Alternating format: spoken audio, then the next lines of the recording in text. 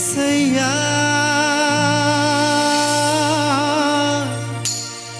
నీ కృప నాకు చాలయ్యా,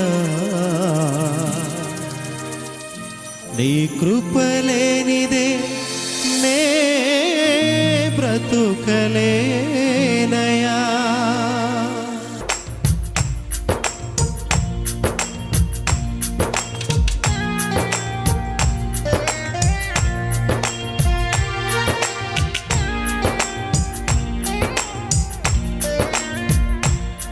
నీ కృపలేని క్షణము, నీ దయలేని క్షణము నేను హింసలేను యేసయ్యా. నీ కృపలేని క్షణము, నీ దయలేని క్షణము నేను హింసలేను యేసయ్యా. యేసయ్యా నీ కృప నాకు చాలయ్యా, నీ కృప లేనిదే నేనుండలేనయ్యా. యేసయ్యా నీ కృప నాకు చాలయ్యా, నీ కృప లేనిదే నేనుండలేనయ్యా. నీ కృప లేని క్షణము, నీ దయలేని క్షణము నేను హింసలేను యేసయ్యా.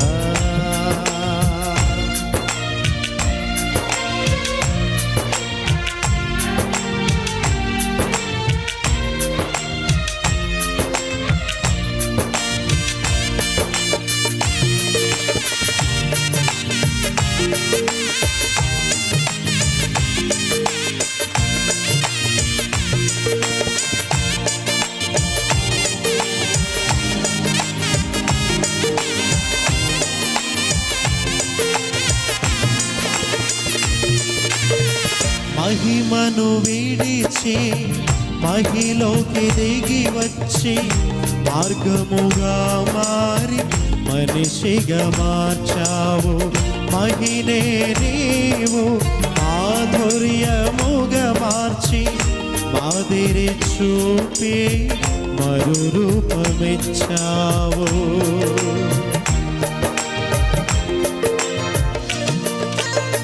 మహిమను విడిచి మహిలోకి దిగి వచ్చి మార్గముగా మారి మనిషిగా మార్చావు. మహినే నీవు మాధుర్యముగా మార్చి మాదిరి చూపి మరు రూపమిచ్చావు. మహిమలో నేను మహిమను పొందా, మహిమగా మార్చింది నీ కృప. మహిమలో నేను మహిమను పొందా, మహిమగా మార్చింది నీ కృప. యేసయ్యా నీ కృప నాకు చాలయ్యా, నీ కృప లేనిదే నే బ్రతుకలేనయ్యా. యేసయ్యా చాలయ్యా, నీ కృప లేనిదే నేనుండలేనయ్యా. నీ కృప లేని క్షణము, నీ దయలేని క్షణము నేను హింసలేను యేసయ్యా.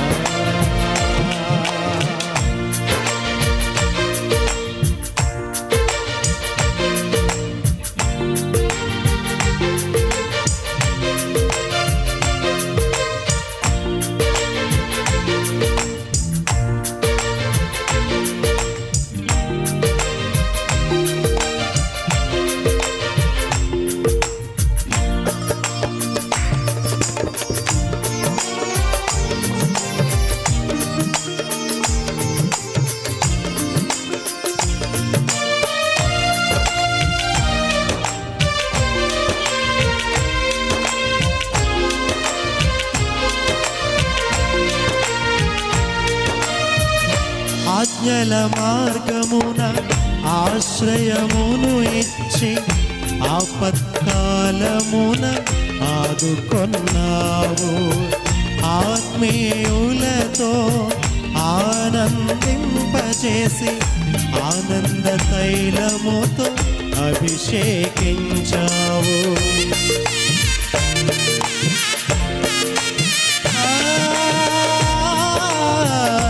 ఆజ్ఞల మార్గమున ఆశ్రయమును ఇచ్చి ఆపత్కాలమున ఆదుకొన్నావు. ఆత్మీయులతో ఆనందింపచేసి ఆనంద తైలముతో అభిషేకించావు. ఆశ తీరా ఆరాధన చేసే అదృష్టమిచ్చింది నీ కృపా. ఆశ తీరా ఆరాధన చేసే అదృష్టమిచ్చింది నీ కృప.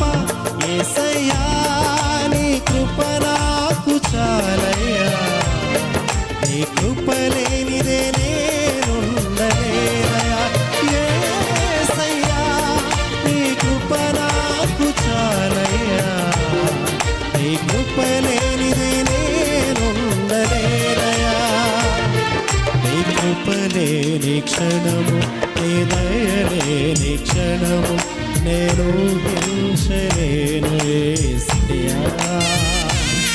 నీ కృప లేని క్షణము, నీ దయ లేని క్షణము నేను హింసలేను యేసయ్యా.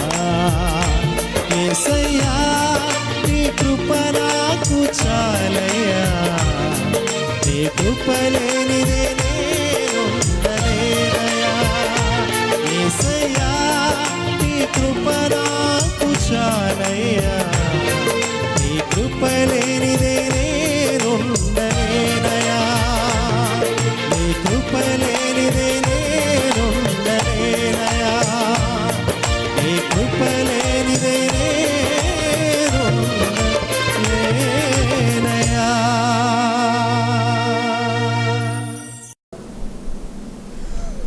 ప్రభువు పరిశుద్ధ నామానికి వందనాలు.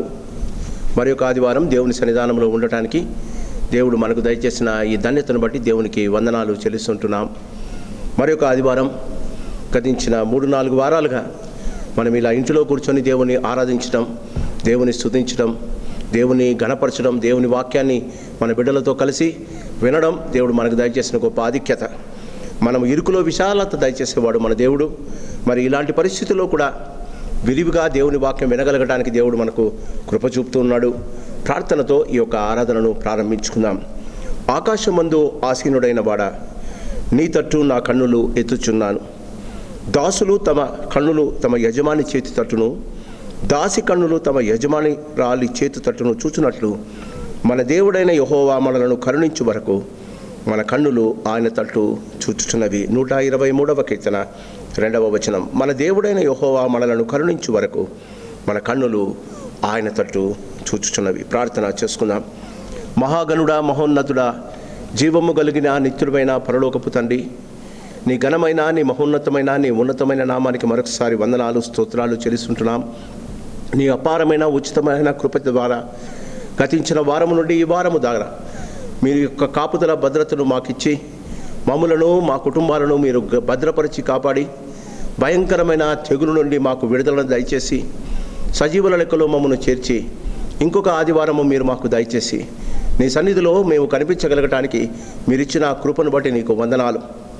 పరిస్థితులను బట్టి మేము సమాజముగా కూడలేకపోయినా కుటుంబాల వారిగా మా ఇండ్లలో కూర్చొని నీ యొక్క సన్నిధానంలో అనుభవించే కృపను మాకు దయచేసినందుకు నీకు వందనాలు చెల్లిస్తుంటున్నాం.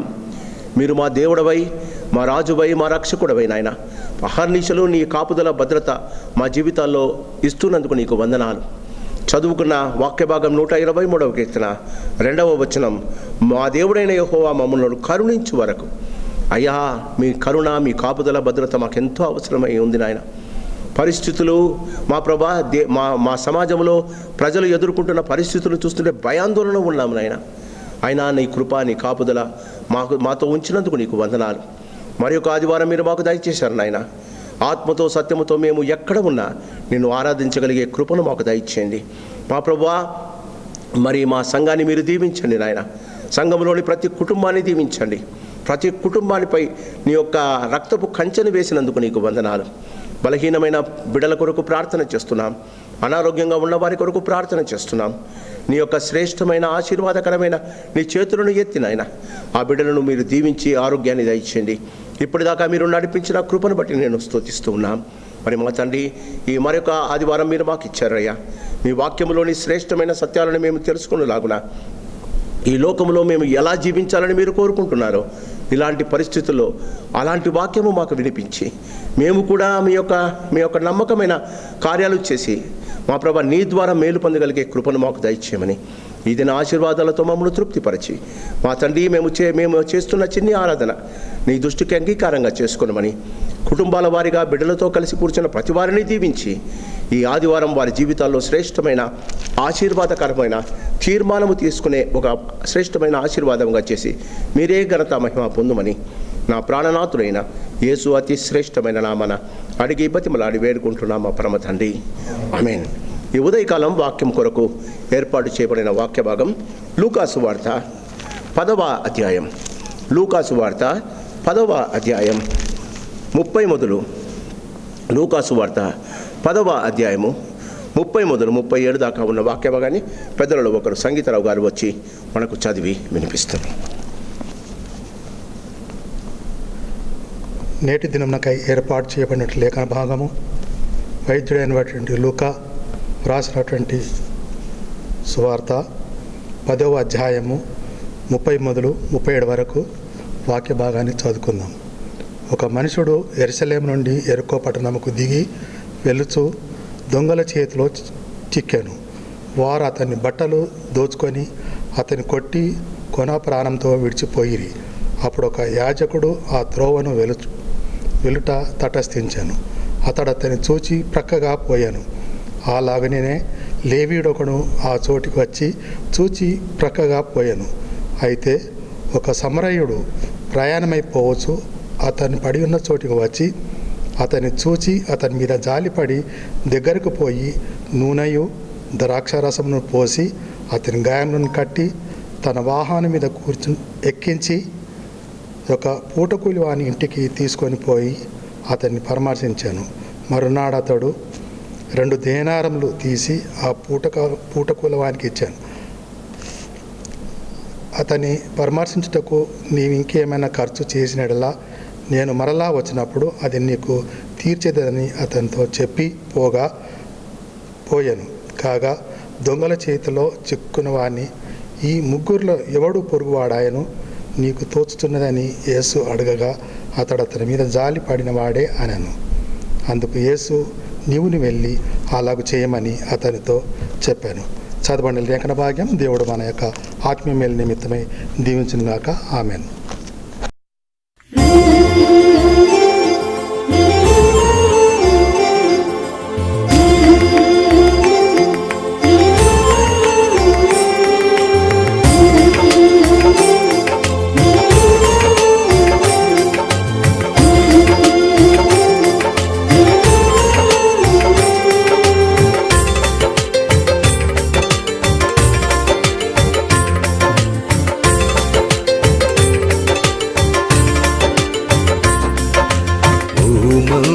సమరయుడా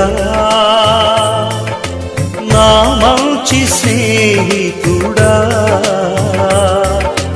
ఓ మంచి సమరయుడా నా మంచి స్నేహితుడా, నీ వంటి వారు నాకిలలో లేరు నా ప్రాణనాథుడా, నీ వంటి వారు నాకిలలో లేరు నా ప్రాణనాథుడా, నా ప్రాణనాథుడా, ఓ మంచి సమరయుడా.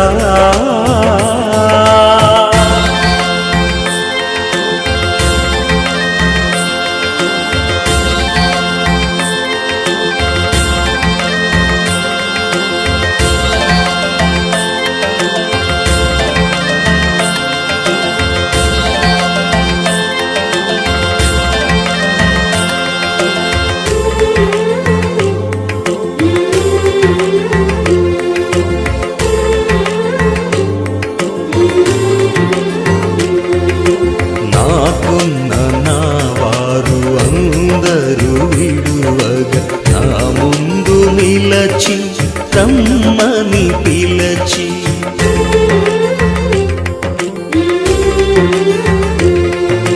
నాకున్న నా వారు అందరూ విడువగా నా ముందు నిలచి రమ్మని పిలచి పరుగెత్తుకొని వచ్చి నిన్ను చేరగా కన్నీరు తుడచిన కరుణామయ పరుగెత్తుకొని వచ్చి నిన్ను చేరగా కన్నీరు తుడచిన కరుణామయ ఓ మంచి సమరయుడా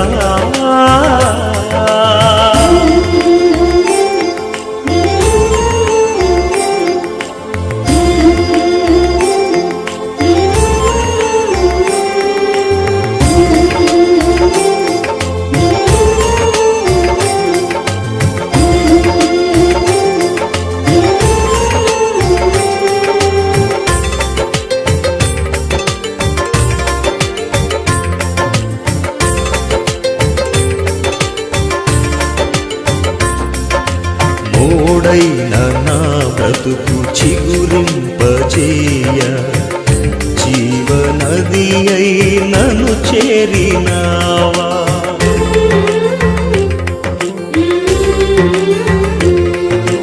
మోడైన నా బ్రతుకు చిగురింపజేయ జీవనది అయి నన్ను చేరినావా శ్రేష్ఠ ఫలములు నీకిచ్చుటకై ఫలింపజేసిన పరిశుద్ధుడా శ్రేష్ఠ ఫలములు నీకిచ్చుటకై ఫలింపజేసిన పరిశుద్ధుడా ఓ మంచి సమరయుడా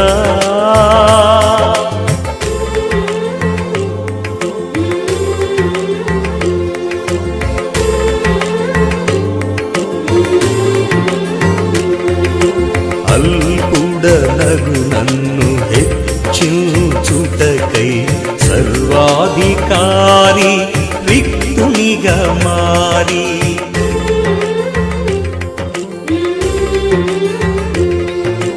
అల్పుడనగు నన్ను హెచ్చించుటకై సర్వాధికారి రిక్తునిగా మారి పరలోక ద్వారము నాకై తెరువగా నరరూపమెత్తిన నజరేయుడా పరలోక ద్వారము నాకై తెరువగా నరరూపమెత్తిన నజరేయుడా ఓ మంచి సమరయుడా నా మంచి స్నేహితుడా ఓ మంచి సమరయుడా నా మంచి స్నేహితుడా నీ వంటి వారు నా పిల్లలు లేరు నా ప్రాణనాథుడా నీ వంటి వారు నా పిల్లలు లేరు నా ప్రాణనాథుడా నా ప్రాణనాథుడా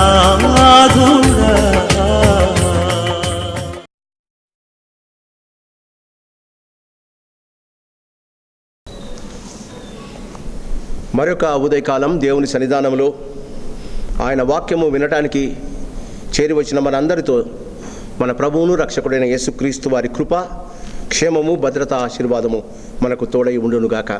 బాగున్నారా? వారం వెంబడి వారం ప్రతిరోజు మీ దగ్గరికి వచ్చినప్పుడు ఇదే మాట అడుగుతూ ఉన్నా. పరిస్థితులు బాగలేకపోయినా మనం బాగుండగలుగుతాం. ఫిలిప్పీలకు రాసిన పత్రిక 4వ అధ్యాయం 4వ వచనం, పౌలు భయంకరమైన పరిస్థితుల్లో ఉన్నాడు. మనలాగే ఆయన కూడా ఆయన ఒక జైల్లో ఉన్నాడు. మనకైనా కొంచెం ఫ్రీడమ్ ఉంది. ఆయన కాళ్ళు చేతులు కట్టేశారట. అప్పటికే ఆయన మీద ఒక డిగ్రీ ఇచ్చేశారట. ఆయనకు శిరచ్ఛేదం జరగబోతుందని ఆయనకు తెలిసిందట. అప్పుడు ఫిలిప్పీల పత్రిక రాస్తాడు. దానిని చెరపత్రిక అని అంటారు. ఇంకా కొన్ని రోజుల్లో ఆయనను శిరచ్ఛేదం చేయబోతారు. అలాంటి అతను సంపన్నమైన ఒక క్రైస్తవ సంఘమైన ఫిలిప్పు సంఘానికి రాస్తున్న పత్రికలో 4వ అధ్యాయము 4వ వచనంలో ఎల్లప్పుడూ ప్రభునందు ఆనందించుడి, మరలా చెప్పుదును ఆనందించుడి. పరిస్థితులు మన ఆనందానికి ఆటంకాలు కాకూడదు. మనం ఎదుర్కొంటున్న సమస్యలు, మనము ఎదుర్కొని సమస్యలు, మన ఇంటి వారికి వచ్చిన భయంకరమైన అనారోగ్యాలు దేవునితో నువ్వు ఆనందించడానికి అది ఆటంకాలు కాకూడదు. ఎల్లప్పుడూ ప్రభువునందు ఆనందించుడి, మరలా చెప్పుదును ఆనందించుడి అంటూ ఒక మాట అంటాడు, మీ సహనమును సకల జనులకు తెలియజేయడి. మార్చి 22న మనం లాక్డౌన్ స్టార్ట్ అయింది. ఈ దినం మనము 26వ రోజులో ఉన్నాం. అంటే గతించిన 34-35 రోజులు మనము బయటికి వెళ్లకుండా మన స్వాతంత్రం మన గుప్పిట్లో పెట్టుకొని బతుకుతూ ఉన్నాం. చాలామంది ఫ్రస్ట్రేషన్లో ఉన్నారు. చాలామంది ఏంటిది ఇది అని అడుగుతూ ఉన్నారు. ప్రభు ఈ భయంకరమైన పరిస్థితుల్లో నిన్ను ఎందుకు రప్పిస్తున్నాడో తెలుసా? నీ ఇంటిలో ఇలాంటి పరిస్థితులు ఎందుకు ఉన్నాయో తెలుసా? మీ సహనమును సకల జనులకు తెలియచేయండి. దేని గురించి చింతపడకుడి, కానీ ప్రతి విషయము ప్రార్థనా విజ్ఞాపనములతో మీ ప్రతి అవసరత ప్రభు నాకు తెలియజేయండి. ఫిలిప్పీ 4వ అధ్యాయము నా కుటుంబంలో జరుగుతుంది. నాకు సహనాన్ని పెంచాలని దేవుడు కోరుకుంటూ ఉన్నాడు. ఈ పరిస్థితులు, ఇంత భయంకరమైన పరిస్థితుల్లో ఒక సైడు సంఘానికి వచ్చి అందరితో సహవాసము చేసి నా ప్రాణనాథుడైన యేసును గణపరిచే ఆ శ్రేష్టమైన గడియలు దూరమైపోయాయి. ఇంకొక రీతిగా చూస్తే ప్రతినిత్యము నా యొక్క పరిచర్యలో సహభాగిగా ఉన్న పాస్టర్ గారు బాలేకపోయారు. ఇంటికి వెళ్ళినప్పుడు ఒక రకమైన బాధ కలుగుతుంది. ప్రభు అంటాడు, నీ సహనము బయటపెడుతున్నావా? నీ సహనము తెలియజేస్తున్నావా? I made it a point. ఇంట్లోకి వెళ్ళినప్పుడు చేతులు కడుక్కో, కాలు కడుక్కో అంటారు. కడిగేటప్పుడు పాట పాడుతున్నా, ఇంటెన్షన్గా పాడుతున్నా. Let the people know that my God is alive. మన జీవితాల్లో గమనించండి, అడగడానికి ఏమీ లేదమ్మా. ఒక భక్తుడు అంటాడు, true faith makes a man upright. True faith makes a man upright. నీ జీవితంలో ఇప్పటిదాకా ఉన్న నీ యొక్క విశ్వాస జీవితం ఈ విషమ పరిస్థితుల్లో నీవు సరైన రీతిగా ఆ విశ్వాసాన్ని నీ జీవితంలో నువ్వు ప్రకటన చేస్తే you are an upright person అట. నీవే నిజమైన సైనికుడి బట. True faith makes a man upright. Christians will be spiritually bright. ఆలోచిస్తున్నావా? మన జీవితాలలో ఇలాంటి పరిస్థితుల్లో నీ విశ్వాసాన్ని దేవుడు అడుగుతాడు. నీ విశ్వాసం ఎక్కడా? నన్ను నమ్ముకోవాలి కదా, నా మీద ఆధారపడాలి కదా, నా వాక్యం వింటున్నావు కదా, నా వాక్యం ఎన్నిసార్లు చదివావు కదా. ఎవడో కప్పు తీసి నలుగురు వదిలారట. వాళ్ళ స్నేహితుడిని మంచం మీద నుంచే కిందికి వదిలారట. కిందికి వస్తున్న మంచాన్ని చూసి, పైనున్న వారిని చూసి ప్రభు అంటాడు, వారి విశ్వాసమును చూసి ఆయన పక్షవాయువు గల మనతో బాక్కమని చెప్తారట. నీ విశ్వాసం నీ కుటుంబాన్ని, నీ విశ్వాసం నీ సంఘాన్ని, నీ విశ్వాసము నీ సమాజాన్ని బాగు చేయాలి కదా. An upright faith makes, a true faith makes a man upright before the sight of God, and it makes a Christian a spiritually bright person. దేవుడు ఇచ్చిన సమయం మరి ఇంకొకసారి నీకు రాదమ్మా. క్రీస్తునందు ప్రియమైన వాళ్ళరా, మనమంతా దేవుని యందు ఆనందించేవారం, మనమంతా దేవుని బిడ్డలం. పరిస్థితులు ఎలా ఉన్నా, ప్రమాదాలు ఎన్ని జరిగినా, జీవితంలో సైతాను మనలను ఎంత కబలించినా, నీ సహనము సకల జనులకు తెలియజేయండి. This is the time. మనము అన్యుల వలె కాగా బాధపడటానికి ఏమి లేదండి. ఆయన అనుమతి లేనిది తల వెంట్రుక వాళ్ళదట. అనారోగ్యాలు పక్కన పెట్టండి. ఆ దేవుని గురించిన ఆలోచన నీకుంటే, ఆ దేవుని గురించిన సరైన అవగాహన నీకుంటే, నీ జీవితంలో ఎలాంటి సమస్యలు ఉండవు. క్రీస్తునందు ప్రియమైన వాళ్ళరా, లూకా సువార్త 10వ అధ్యాయాన్ని మనము ధ్యానించాం. లూకా సువార్త 10వ అధ్యాయాన్ని ధ్యానించాం. క్రీస్తునందు ప్రియమైన వాళ్ళరా, 36వ వచనములో యేసు ప్రభుల వారు ఆ ధర్మశాస్త్రోపదేశకుడు, ఒక యవ్వనస్తుడైన ధర్మశాస్త్రోపదేశకునితో యేసు ప్రభు అంటున్నమాట 36వ వచనం, కాగా దొంగల చేతిలో చిక్కిన వానికి ఈ ముగ్గురిలో ఎవడు పొరుగువాడు ఆయను. Do you wanted to be a great good Samaritan? మంచి సమరయుని కథ ఇది. యేసు ప్రభు ఈ ఉపమానం, ఎన్నో ఉపమానాలు చెప్పాడు. ఈ ఉపమానంలో ఒక మంచి క్రైస్తవుడిగా, ఒక మంచి దేవుని బిడ్డగా, ఒక మంచి దేవుని యొక్క సేవకునిగా నీవు తీర్చిబడడానికి ఇక్కడ ఆ దినాలలో ఉన్న శ్రేష్టమైన ముగ్గురు జీవితాలను మన ముందు పెడుతున్నాడు. చాలాసార్లు నేను ప్రసంగం చేశా.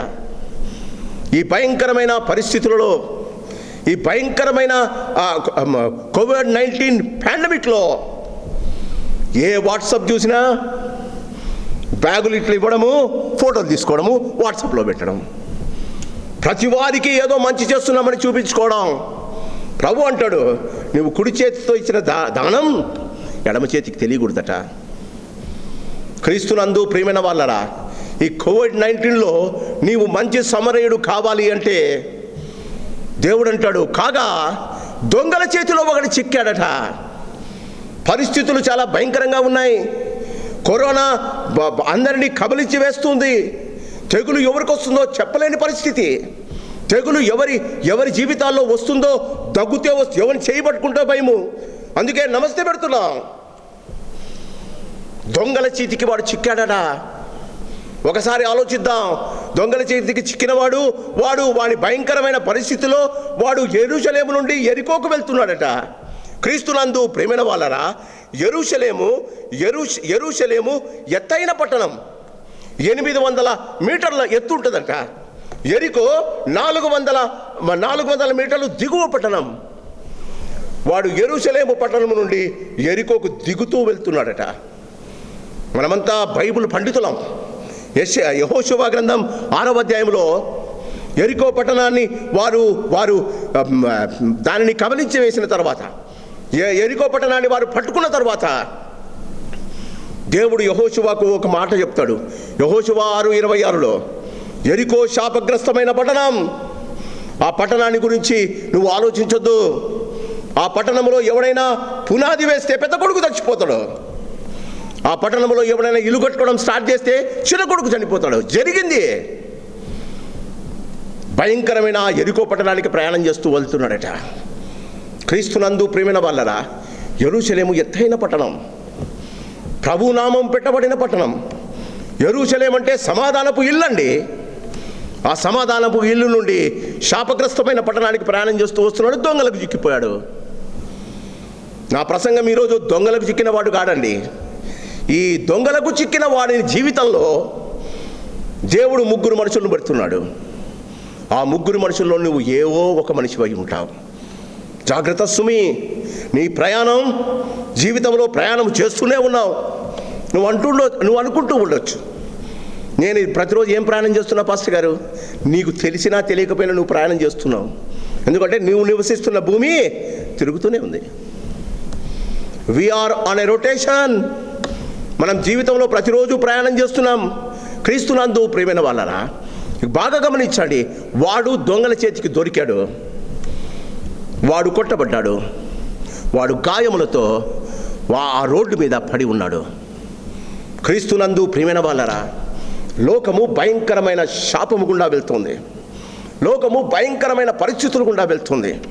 నీకు తెలిసిన వారు, నిన్ను ప్రేమించేవారు, నీ కొరకు ప్రార్థించేవారు, నిన్ను అపరిమితంగా ఆనందింపజేసిన వారు చాలామంది భయాందోళనలో జీవిస్తూ ఉన్నారు. God wants to know how you are living in this times. ఈ భయంకరమైన పరిస్థితుల్లో దేవుడు నిన్ను అడుగుతూ ఉన్నాడు, నువ్వు ఎలా జీవిస్తూ ఉన్నావు? క్రీస్తునందు ప్రియమైన వాళ్ళరా, 36వ వచనం, కాగా దొంగల చేతిలో చిక్కిన వానికి ఈ ముగ్గురిలో ఎవడు పొరుగువాడైన? Who is the best friend to this fellow? ఎవరండి పొరుగువాడు? Who is my neighbour? నీ ఇంటి పక్కన ఉన్న వాడి గురించి మాట్లాడడం లేదు దేవుడు. నీతో పాటు పనిచేస్తున్న వాడి గురించి మాట్లాడడం లేదు ప్రభు. ఎవడైతే ఆపదలో ఉన్నాడో, వానికి పొరుగువాడెవడు. క్రీస్తునందు ప్రేమైన వాళ్ళరా, తన జీవితంలో గమనించండి, ముగ్గురు ప్రయాణం చేస్తూ వెళ్తున్నారు. వారు యెరూషలేము నుండి, వీడు యెరూషలేము నుండి యెరికోకు వచ్చాడు. యెరికోకు వస్తుండగా మధ్యలో దొంగల చేత కొట్టబడ్డాడు. వాణ్ణి కొల ప్రాణముతో, బాగా గమనించండి 30వ వచనం, ఒక మనుషుడు యెరూషలేము నుండి యెరికో పట్టణం దిగివెళ్ళుచు దొంగల చేతిలో చిక్కెను. అందుకే దిగివెళ్ళుచు అనుందే. He is going from the top to bottom. దిగివెళ్ళుచు దొంగల చేతికి చిక్కెను. వారి అతని బట్టలు దోచుకొని కొట్టి కొర ప్రాణములతో విడిచిపోయారు. క్రీస్తునందు ప్రేమైన వాళ్ళరా, ఒక్కొక్కసారి బాధ అవుతుందండి. కరోనా అనే ఒక భయంకరమైన తెగులు ద్వారా సుమారుగా 1,70,80,000 మంది చనిపోయారట. ఎంతమంది నరకానికి వెళ్ళారో కదా, ఎంతమందికి ప్రభువుని గురించి తెలియలేదేమో కదా, ఎంతమంది ప్రభువుని గురించి తెలుసుకొని కూడా వారి జీవితంలో ఇష్టానుసారం జీవించారేమో కదా. నిన్నటి దినం ఒక అతను అమెరికా నుంచి ఫోన్ చేశాడు. ఫోన్ చేస్తూ, అంకుల్ మా కొరకు ప్రార్థన చేయండి అని అడిగాడు. ఏం చేస్తున్నావయ్యా, ఎలా ఉన్నావు, బాగున్నావా అని అడిగా. అంకుల్ మా కొరకు మీరు ప్రార్థన చేయాలి అంకుల్. చెప్పయ్యా, తప్పకుండా ప్రార్థన చేద్దాం. ఏం ప్రాబ్లం ఏంటి అని అడిగా. అంటే అంటాడు, మేము ఎవ్వరూ బయటికి పోవడం లేదు అంకుల్, బయటకు వెళ్ళడమే లేదు. ప్రతిరోజు మిల్క్, వెజిటేబుల్స్, ఫ్రూట్స్ కొంతమంది తెచ్చి మా ఇంటి ముందు పెట్టిపోతున్నారు. ఆన్లైన్ వాళ్ళకి పేమెంట్ చేస్తున్నాము. ఏమైందయ్యా, వాడు పెట్టిన వెంటనే ఒక 2-3 తోడేళ్ళు వచ్చి, బాగా వినండి, ఇంటి దగ్గరికి వాటిని తీసుకొని వెళ్ళిపోతున్నాయి. మాకు కరోనా కన్నా ఈ తోడేళ్ళ భయం ఎక్కువైంది. ఎలాంటి పరిస్థితుల్లో జీవిస్తున్నామండి. బయటికి వెళ్తే కరోనా అంట, కష్టపడి తెచ్చుకున్న దాన్ని జాగ్రత్త వచ్చి తీసుకెళ్ళిపోతున్నాయట. జాగ్రత్త. దేవుడు నీకేదో నేర్పించాలనుకుంటున్నాడు కదా. నువ్వు బాగా సంపాదించావు, నేను మంచి అంతస్తులో ఉన్నా, నాకు ఎలాంటి తొందరలు తెలీదు. ఎన్నిసార్లు నీ జీవితంలో కనిపించే దేవుణ్ణి మర్చిపోతే, కనిపిస్తున్న దేవుణ్ణి నీవు విస్మరిస్తే, కనిపించి నీ చెవులకు వినిపించే వినసొంపైన మాటలు దేవుడు నీకు వినిపిస్తూ ఉంటే వాటిని పెడచెవిని పెట్టి, ప్రకటన గ్రంథం 7 సంఘాలతో ప్రభు అయిన ఆత్మదేవుడు ఏమంటాడండి, ఆత్మ సంఘములతో చెప్పు మాట చెవిగలవాడు వినును కాక. సంఘంలో కూర్చున్నప్పుడు పక్కవాడిని చూస్తున్నావు, సంఘంలో కూర్చున్నప్పుడు వాట్సాప్ చూసుకుంటున్నావు, సంఘంలో కూర్చున్నప్పుడు నీ సెల్ ఫోన్లో మెసేజ్లు పంపుతున్నావు. ఇప్పుడు సంఘానికి రావడంలే, సంఘ వాక్యము వినడంలే. తెలియనిది, చూడనిది, అంతుబట్టనిది, మనిషికి కనిపించని ఒక చిన్న పురుగు, తెగులు నిన్ను ఎంత భయాందోళన చేస్తుంది కదా. మళ్ళీ ఇప్పుడు బైబిల్ చదవాలి, 91 కీర్తన కంఠపాఠం చేయాలి. ఏ తెగులు నీ గుడారంకు రాకూడదు కదా.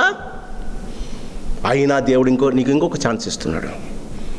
ఈ ఉదయకాలం గమనించు, నీ ప్రయాణం ఎలా ఉందో గమనించు. యేసు ప్రభు ఇక్కడ ఉద్దేశములో, తన జీవితంలో మనుషుల యొక్క జీవిత ప్రయాణాన్ని గురించి మాట్లాడుతున్నాడమ్మా.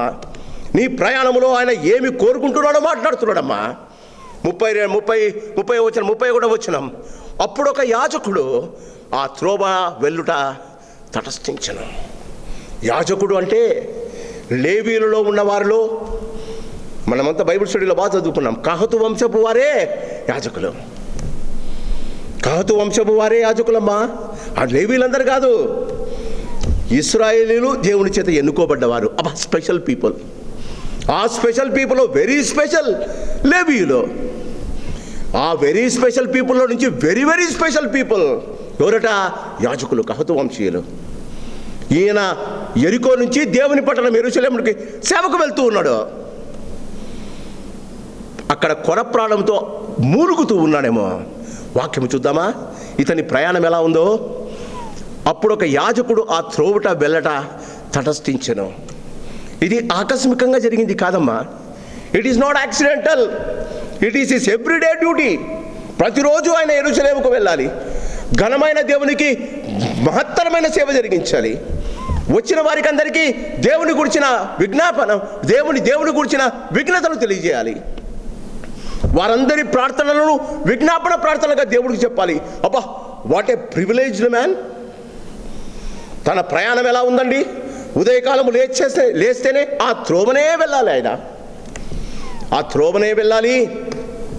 తన వంశాన్ని గూర్చి, తన జాతిని గూర్చి, తన యొక్క ప్రత్యేకమైన స్థితిగతిని గూర్చి, దేవుడు ఇచ్చిన ఆధిక్యతను గురించి ఆలోచిస్తూ వెళ్ళాలి. ఆయన వెళ్ళాడట. ఆ త్రోవను వెళ్ళుట తటస్థించెను. బాగా గమనించండి 32వ వచనం. అతడు అతనిని చూచి ప్రక్కగా వెళ్ళిపోయాను.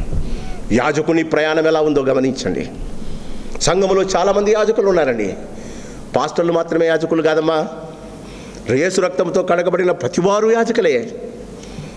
సంఘంలో నీ యొక్క ప్రయాణం ఎలా ఉందమ్మా? హలో, హాయ్, బాగున్నారా అంతే కదా నీ ప్రయాణం. వాడు త్రోవన వెళ్తూ ఉన్నాడట. క్రీస్తునందు ప్రియమైన వాళ్ళరా, వాడు త్రోవన వాక్యం గమనించండి. అతడు అతనిని చూచి, నిలబడ్డానికి సమయం లేదమ్మా. అతడు అతనిని చూచి, వాక్యం అంటుంది ప్రక్కగా పోయాను. He was waiting, he was going straight. రోడ్లో పడేశారు వాడిని. రోడ్లో వచ్చాడు, నిలబడ్డాడు. నిలబడి కూడా నిలబడాల, చూసి ఇటు వెళ్ళిపోయాడట. నీ జీవితం ఎలా ఉందేమో కదా. దేవుడు నీకు ఇచ్చిన స్థితి, దేవుడు నీకు ఇచ్చిన తలాంతు, దేవుడు నీకు ఇచ్చిన ఆధిక్యత, దేవుడు నీకు ఇచ్చిన ఆస్తి, దేవుడు నీకు ఇచ్చిన ఉద్యోగం, ఒక మనిషిని చూసి, అక్కరలో ఉన్న మనిషిని చూసి ప్రక్కగా పోయే జీవితం ఎలా ఉందమ్మా నీ ప్రయాణం? ఎంతమంది కరోనాలో నీకు తెలిసిన వారు నీ ప్రార్థన కోరుకుంటూ ఉన్నారు? ఎంతమంది నీ సహాయం కొరకు ఎదురు చూస్తున్నారు? ఎంతమంది నీ యొక్క ఆదరణకరమైన మాటల కొరకు మాట్లాడుతున్నారు? ఫోన్లు చేసి అది జరిగిందా ఇది జరిగిందా అని అడగడమే ఎక్కువైంది. కానీ మనకు త్రోవలో బాగా గమనించండి. దేవుడు ఆయనకు ఇదే త్రోవ, దీనిలో నడవండి అని నీకు వెనక నుండి వాక్యం వినిపిస్తుందట. యాజకుడు అతనిని చూచి, నా బైబిల్లో అయితే ప్రక్కగా పోయాను, నీ బైబిల్లో ఏముందో నాకు తెలియదు, ప్రక్కగా పోయాను. ఇదంతా ప్రక్కన లైఫ్ అండి. ఈ ఉదయకాలం ఆలోచించు. నీ జీవితంలో ఆనందము కావాలి, నీ జీవితంలో ఆశీర్వాదము కావాలి, నీ జీవితంలో నెమ్మది కావాలి, నీ కుటుంబం వారికి శ్రేష్టమైన దేవుని సన్నిధి కావాలి. ప్రక్కగా పోయే పరిస్థితిని పక్కన పెట్టు. చిన్నదైన మార్గం అమ్మ. ఆయన పౌలుగా మారిన సౌలు దమస్కు అయిన తినైన మార్గంలో పోతున్నాడట. అందుకే దేవుడు పట్టుకున్నాడు.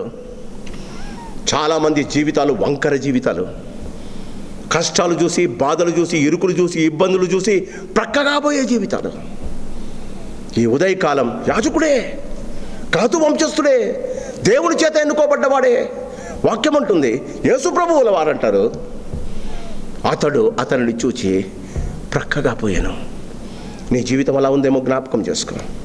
చిన్ననైనా సరి అయిన నిర్ణయాలు చేసుకునే జీవితం నీదైతే దేవునికి స్తోత్రం. యాజకుడు ప్రక్కగా పోయాను. క్రీస్తునందు ప్రియమైన వారా, 32వ వచనం. అలాగుననే లేవీయుడు ఒకడు. చెప్పా కదా, ఇశ్రాయేలు 12 గోత్రాలు. ఆ 12 గోత్రాలలో దేవుడు అంటాడు, లేవీయులు నా స్వాస్థ్యం, వారు నా స్వాస్థ్యం. అంటే దేవుని వారికి అసలు భూమి ఉండదు, వారికి పొలాలు ఉండవు, వారికి పశువులు ఉండవు. 11 గోత్రాలు వాళ్ళు తెచ్చిన పశువులు వీలమైపోతాయి. వారి భూమి దేవుని కొరకు అలాంటి చేసిన భూములే వీళ్ళ భూములు. అంటే దేవుడు అంటాడు, నా మందసము మోయాలన్నా, నా మందసము వెయ్యాలన్నా, నా మందసము విప్పాలన్నా వారే చేయాలి పని. భుజాల మీద నా మందసాన్ని మోసుకొని పోవాలి. ఎంత ఆధిక్యత అండి! ఈ లేవి గోత్రం నుండి వచ్చిన వాడు యాజకుడు. లేవీయుడు ఒకడు, అంత గొప్ప పని చేసేవాడు, దేవుని పని చేసేవాడండి వీళ్ళు. దేవుని పని, దేవుని యొక్క మందసాన్ని మోసేవారండి వీరు, దేవుని యొక్క పర్యాజ్ఞలు మోసేవారండి వీరు. ఆనాడు యోర్దానును దాటుతూ ఉండగా భయంకరమైన ఆ యోర్దాను పరవళ్ళు తొక్కుతూ ఉంటే దేవుడు ఒక మాట యెహోషువకు చెప్తాడు. యెహోషువ గ్రంథంలో ఈ యాజకులు వెళ్ళి, లేవీయులైన యాజకులు వెళ్ళి ఆ మందసాన్ని వారి భుజాల మీద పెట్టుకొని యోర్దాను యొక్క నీళ్లను వాళ్ళ పాదములు మునగాలట. వాక్యం అంటుంది, వారి పాదములకు నీళ్లు తగలగానే యోర్దాను ఎగువ నుండి పారు అరారతు దగ్గర నిలబడిపోయా. ఎంత గొప్ప ఆధిక్యతమ్మా! వాళ్ళు ప్రార్థన చేయలే, వాళ్ళు ప్రభువును వేడుకోలే. లేవీయులకు దేవుడు అంత గొప్ప ఘనత ఇచ్చాడు. వారి పాదములు యోర్దానుకు తగలగానే ఇశ్రాయేలు అందరూ పొడినేలన, యోర్దాను పొడినేలన నడిచిపోయే యోగ్యత దేవుడు వారికి ఇచ్చాడు. ఈ ఉదయకాలము గమనించు, దేవుడు అలాంటి ఘనత నీకు ఇచ్చాడేమో, అలాంటి వంశం దేవుడు నీకు ఇచ్చాడేమో. యేసు ప్రభు యొక్క రక్తంలో కడగబడిన శ్రేష్టమైన కుటుంబంలో నీవు ఒకటివేమో. ఈ ఉదయకాలం నీవు లేవీయుడమేమో. చూద్దాం 32వ వచనం. అలాగుననే ఈయన జీవితంలో యాజకుని జీవితానికి ఈయన జీవితానికి కొంచెం వ్యత్యాసం ఉంది, గమనించండి. యాజకుడు అన్నాడు, ఐఎమ్ వెరీ బిజీ మ్యాన్. ఈయనను ముట్టుకుంటే నాకు మళ్ళా అంటు తగులుతుంది, నేను మళ్ళా పోయి స్నానం చేసుకోవాలా, వాడు చచ్చినాడో బతికినాడో తెలీదు, నేను పోయి దేవుని సేవ చేయాలి, కాబట్టి నాకు వద్దు పోయి ఈ ప్రాబ్లమ్స్. యాజకుడు వెళ్ళిపోయాడు. వెనకల నుంచి లేవీయుడు వస్తున్నాడు, గమనించండి. అతనిని చూడండి. అలాగుననే లేవీయుడు ఆ చోటికి వచ్చి, క్రీస్తునందు ప్రియమైన వాళ్ళరా, బాగా గమనించండి, చూచి ప్రక్కగా పోయెను. క్రీస్తునందు ప్రియమైన వాళ్ళరా, బాగా గమనించండి. ఆ చోటికి వచ్చి చూచి ప్రక్కగా పోయెను. మొదటి వానికి రెండవ వానికి డిఫరెన్స్ ఏంటంటే, అతనిని చూచి ప్రక్కగా దూరం నుంచి చూసాడు, వెళ్ళిపోయాడు. రెండవ వాడు కొంచెం కంపాషనేట్ మ్యాన్, కొంచెము దయాదాక్షిణ్యం కలిగిన వాడు అనుకుంటా. ఏం చేశాడంట, అతనిని లేవీయుడును ఆ చోటికి వచ్చి, ఎక్కడ పడున్నాడో అక్కడ దాకా వచ్చాడు, పడి ఉన్న వాని దాకా వచ్చాడు. ఏమయ్యా ఎట్లున్నావు అని కూడా అడగలే, చూచి ప్రక్కగా పోయాడు. జీవితంలో కొంతమంది క్రీస్తునందు ప్రేమైన వాళ్ళరా, మన జీవితాల్లో గమనించండి, మన మాటల కన్నా మన పనులను బట్టి, నీ మాటలను బట్టి మనుషులు నిన్ను మెచ్చుకుంటారేమో. నీ చేతి పనులను బట్టి దేవుడు నీ జీవితాన్ని ఆశీర్వదిస్తాడు. నా మాటలను చాణుక్య మాదిరి మాట్లాడవచ్చు, నా మాటలు అనేకులను మెస్మరైజ్ చేయవచ్చు, నా మాటలు అనేకులను ఆకర్షించవచ్చు. It is not the words which God wants from you, it is the works which God wants from you. మాటలు కాదమ్మా. అందుకే యేసు ప్రభు యోహాను సువార్త 14వ అధ్యాయంలో 17వ అధ్యాయంలో యేసు ప్రభు యోహాను 17లో ఆయన ప్రార్థన చేస్తూ అంటాడు, చేయుటకు నీవు నాకు ఇచ్చిన పని యావత్తును ఈ లోకంలో చేసి నీ నామాన్ని కనపరచాను. యేసు ప్రభువే మాటల కన్నా పనుల గురించి ఆలోచించాడమ్మా. ఈ లేవీయుడు దేవుని మాటలను వల్లించేవాడు, దేవుని గురించి ఆలోచించేవాడు, పనులు చేయడానికి ఇష్టంలే. చాలాసార్లు నేను సంఘంలో ఈ మాట చెప్పాను. పెద్ద పెద్ద పనులకు చాలామంది వస్తారు, చిన్న చిన్న పనులకు ఎవరు రారండి. God is not worried in the big works what you do, God is interested in the smallest things which you do in the life. దేవుడు నీవు చేస్తున్న చిన్న చిన్న పనులకు క్రీస్తునందు ప్రేమైన వాళ్ళరా, మన జీవితాల్లో గమనించండి. దేవుని యందు నువ్వు భయభక్తి కలిగి ఉంటే, దేవుని యందు నువ్వు ఆసక్తి కలిగి ఉంటే, దేవుని యందు నీవు శ్రేష్టమైన ఆయన పనిమట్టుగా నువ్వు వాడబడాలి అంటే, చార్లెస్ స్పర్జన్ గారు ఒకసారి మాట అన్నాడు, without faith on God we may have the best technology around us. Without faith on God, we may have the best technologies around us, but technology makes us worst human beings.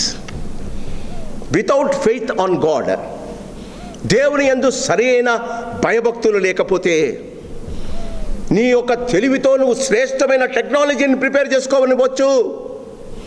ఆ technology నీకు దేవుని యందు భయభక్తులు నేర్పదు, కానీ లోకములో ఒక పనికి మాలిన జీవితాన్ని గడపడానికి నీకు సహాయం చేస్తుంది. అదే కదా అమెరికా వాళ్ళు దేవుణ్ణి వదిలేశారు. వాట్సాప్లో చూసాం, ఒక దేశంలో, స్పెయిన్ దేశంలో ఆరాధన జరుగుతూ ఉంది. చర్చి దగ్గర నుంచి ఒక ప్రొసెషన్ పోతుంది. స్పెయిన్ దేశంలో ఉన్న ఆ యొక్క హైందవులు ఒక గణేశుని తీసుకొని వెళ్తున్నారు. వాట్సాప్లో చాలామంది చూశారు, నా వాట్సాప్లో కూడా ఉంది. వెళ్తూ ఉంటే ఈ చర్చిలో ఉన్న పాస్టర్ బయటికి వెళ్ళి ఆ విగ్రహాన్ని తీసుకొని వచ్చి దేవుని యొక్క దేవుని యొక్క అతి పరిశుద్ధమైన స్థలంలో పెట్టి కొంచెంసేపు వాళ్ళను భజన చేయించి సర్వీస్ మధ్యలో తర్వాత దాన్ని బయటికి పంపించేసిన తర్వాత మళ్ళీ సర్వీస్ స్టార్ట్ చేస్తాడు.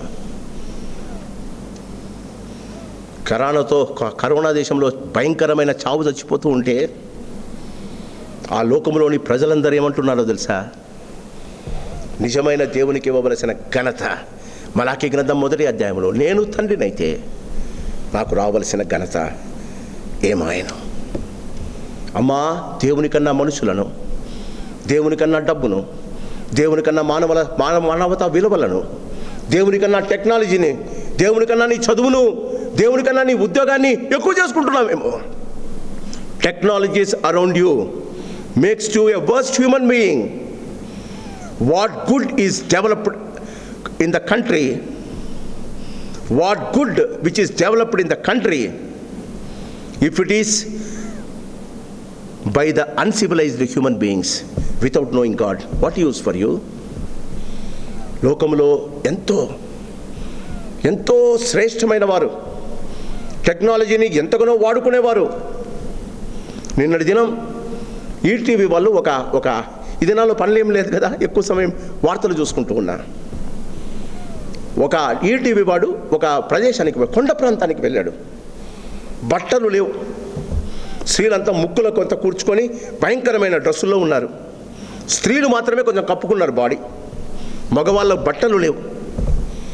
పోయిన వెంటనే వాళ్ళు ఏదో డ్యాన్స్ చేస్తున్నారు. ఆ డ్యాన్స్ చూపించిన తర్వాత ఒక ఇంటర్ప్రిటర్ని తీసుకొని వెళ్ళాడు. వారిని గురించి అడిగాడు, ఎలా ఉన్నారు మీరు? వాళ్ళు ఏదో చెప్పారు. కరోనాను గురించి మీకు తెలుసా? వాళ్ళు అంటాడు, ఏంటండి, మన మన మన మన దేశపు అధ్యక్షుడా, ప్రెసిడెంటా కరోనా? వాళ్ళకు కరోనాను గురించి తెలియదమ్మా. వాళ్ళ దగ్గర టెక్నాలజీ లేవు, వాళ్ళ దగ్గర సూట్లు లేవు, వాళ్ళకు మంచి హెయిర్ డైలు లేవు, వేసుకోవడానికి ఏది లేదు. No technology. For the normal human beings, they are enjoying their life brightly better than us.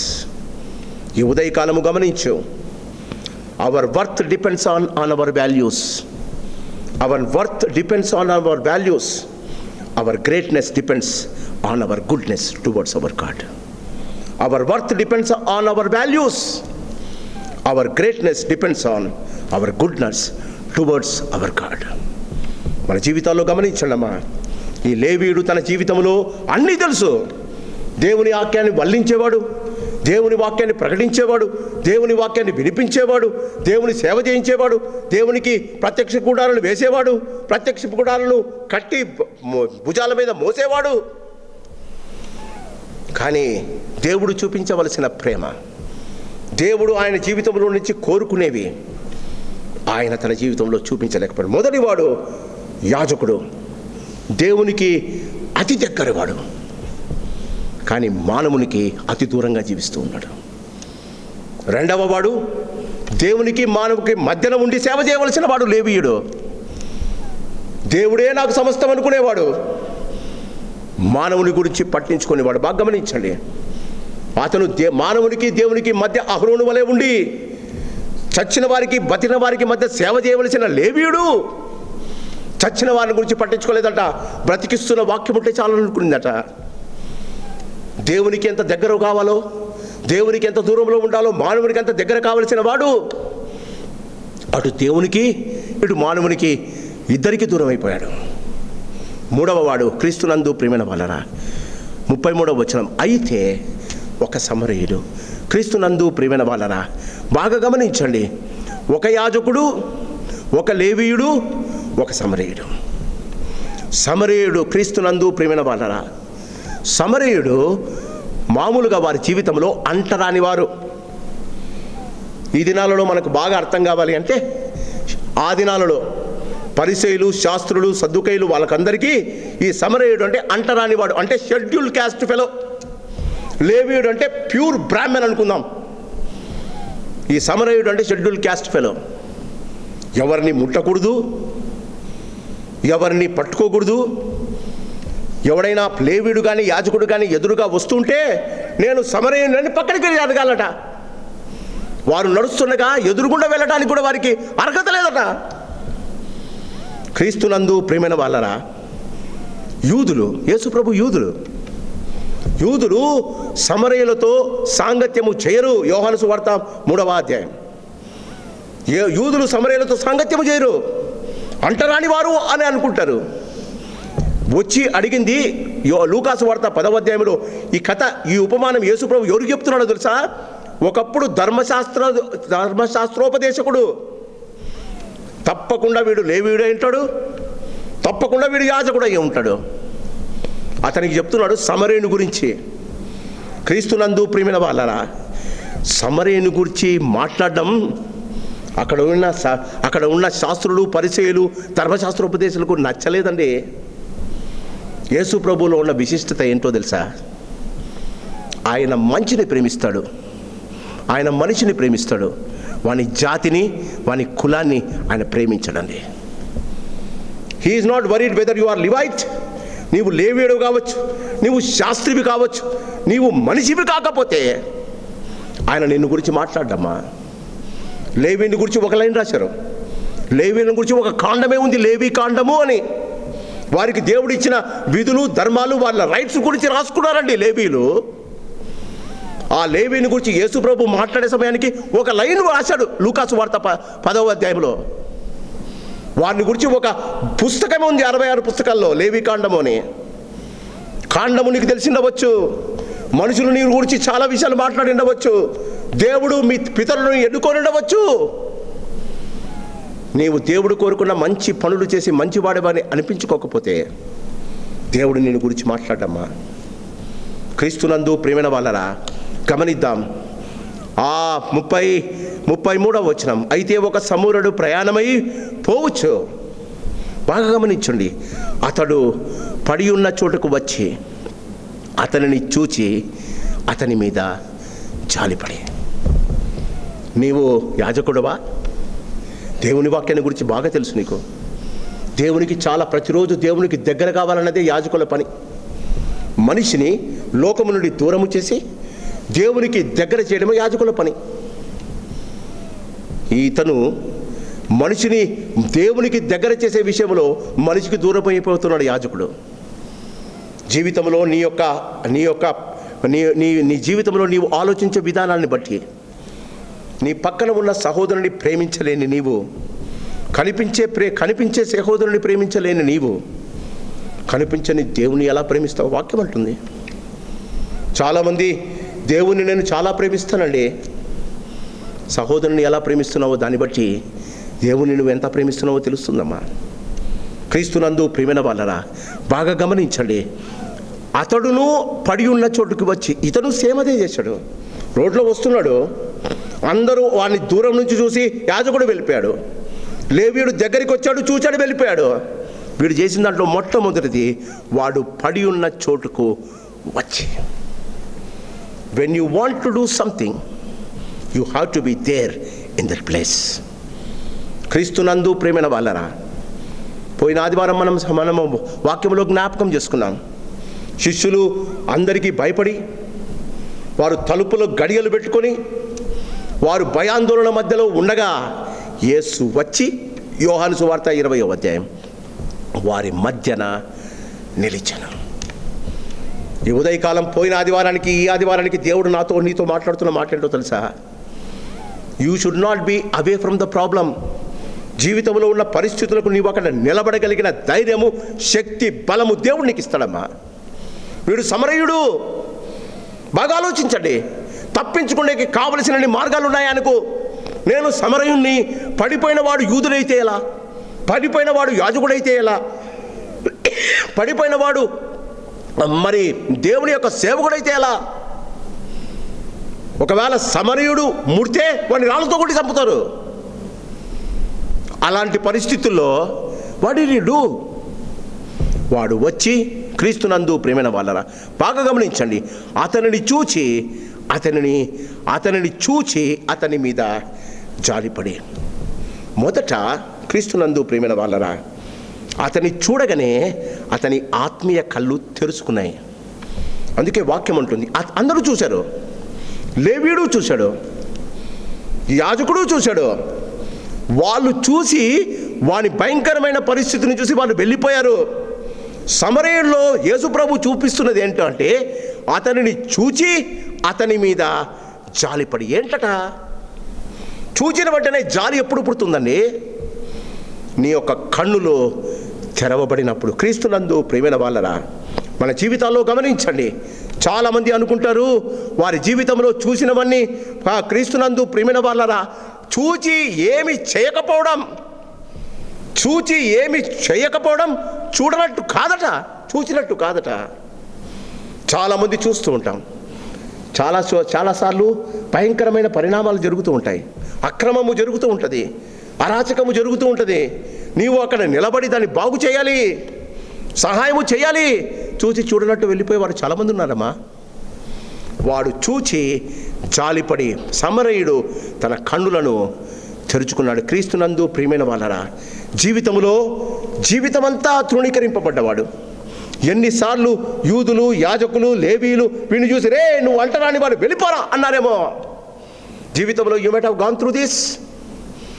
నీకు ఇవ్వవలసిన ఘనత ఇవ్వలేదేమో, నీకు ఇవ్వవలసిన పేరు ప్రఖ్యాతులు చేయలేదేమో, నీ మంచితనాన్ని గమనించలేదేమో. Don't worry, try to do good when you are allowed to do it.